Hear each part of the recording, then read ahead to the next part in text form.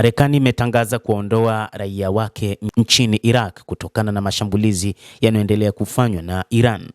Ubalozi wa Marekani mjini Baghdad ulikumbwa na shambulizi siku ya Jumamosi kufuatia mashambulizi yaliyowaua wanachama watatu wa kundi lenye nguvu linaloungwa mkono na Iran katika mji mkuu, duru za usalama zimesema, huku balozi ukiwataka raia wote wa Marekani kuondoka nchini humo mara moja. Iraq ambayo kwa muda mrefu imekuwa uwanja wa vita kati ya Marekani na Iran ilivutwa haraka katika vita vya Mashariki ya Kati vilivyochochewa na mashambulizi ya Marekani na Israel dhidi ya Iran mnamo Februari 28. Wingu la moshi mweusi lilipanda juu ya jengo la diplomasia kwa maana ya ubalozi wa Marekani muda mfupi baada ya sauti ya milipuko Jumamosi asubuhi. Maafisa wawili wa usalama waliambia AFP kwamba jengo la ubalozi lilipigwa na ndege isiyokuwa na rubani. Ubalozi wa Marekani haukujibu mara moja ombi la AFP la kutoa maoni juu ya tukio hilo. Video iliyochukuliwa kutoka katika picha za UGC zilichapishwa kwenye mitandao ya kijamii zinaonyesha moshi ukifuka kutoka kwa ubalozi wa Marekani katika eneo la Green Zone lenye ngome ya kijeshi huko Baghdad kufuatia shambulizi ambalo limeripotiwa la ndege zisizokuwa na rubani katika kipindi hiki cha vita. Ubalozi huo umetoa tahadhari ya usalama iliyosasishwa ikiwataka raia waondoke sasa, lakini ukiwaambia wasije kwa ubalozi wa Baghdad au ubalozi mdogo wa Erbil kwa kuzingatia hatari inayoendelea ya makombora ya drones pamoja na roketi katika anga ya Iraq. Raia wa Marekani wanaochagua kubaki Iraq wanahimizwa sana kufikiria upya kutokana na tishio kubwa linaloletwa na makundi ya wanamgambo ya kigaidi wanaofungamana na Iran, ilisema taarifa hiyo, na kuongeza kwenye ukurasa wa X kwamba wanamgambo wa kigaidi wenye mafungamano ya Iran wameshambulia mara kwa mara eneo la kimataifa huko Baghdad. Pia kumekuwa na mashambulizi ya mara kwa mara katika uwanja wa ndege wa kimataifa wa Erbil, na mkuu wa ubalozi aliongeza.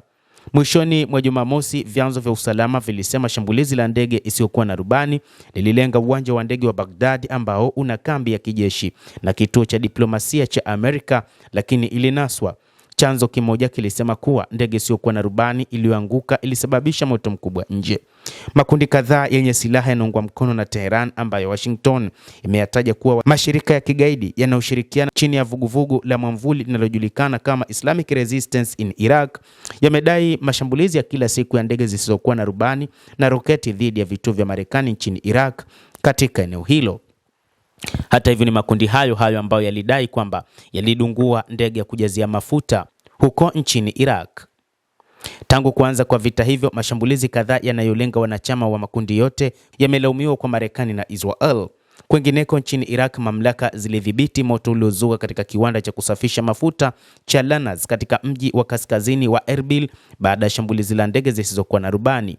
Maafisa katika wizara ya mali asili ya mkoa wa Kurdistan waliambia Reuters mapema Jumapili kwamba shughuli katika kiwanda cha kusafisha mafuta hata hivyo zingesitishwa. Maafisa wa mkoa huo walisema mapema kwamba shughuli katika kiwanda hicho cha kusafisha mafuta zitasitishwa hadi moto uliosababishwa na shambulizi la ndege zisizokuwa na rubani uzimishwe. Maafisa katika wizara ya eneo la Kurdistan waliambia Reuters mapema kwamba kazi itasimamishwa hadi kiwango cha uharibifu kitakapotathminiwa.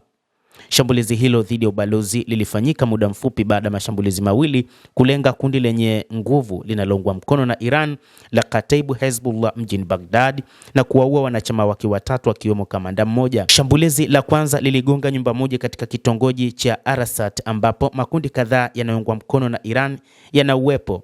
Saa mbili baadaye, shambulizi la pili lilipiga gari katika wilaya ya Naharawan. Vyanzo vya usalama awali vilisema wanachama wawili wa kikundi waliuawa, ikiwa ni pamoja na mtu muhimu katika nyumba na mwingine katika shambulizi la gari. Idadi ya waliouawa ilirekebishwa baadaye na kufikia watatu. Wote waliuawa katika shambulizi la nyumba, chanzo kinachounga mkono Iran kiliambia AFP. Kataib Hezbollah walifanya maandamano ya mazishi mjini Baghdad kwa wapiganaji watatu akiwemo kamanda Abu Ali al-Amir. Endelea kutufuatilia mtazamaji, na nikusihi usisahau kulike, kucomment, kadhalika kusubscribe channel yetu hii upate habari hizi kwa mapana kupitia The World News. Mimi ni Adam Hussein. Endelea kuwa nasi wakati wote, endelea kutufuatilia.